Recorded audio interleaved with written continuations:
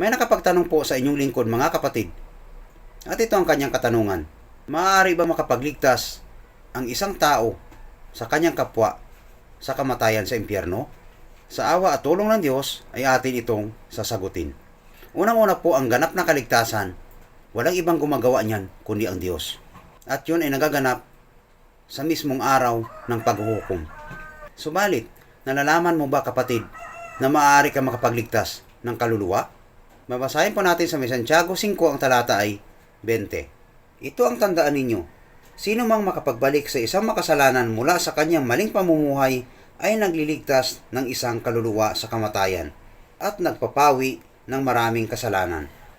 Napakaliwanag ang sinasabi sa banal na kasulatan mga kapatid na ang sino mang taong makapagpabalik sa isang makasalanan sa Diyos ay makapagliligtas na ng kaluluwa.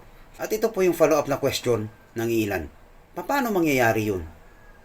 Mga kapatid, abangan sa part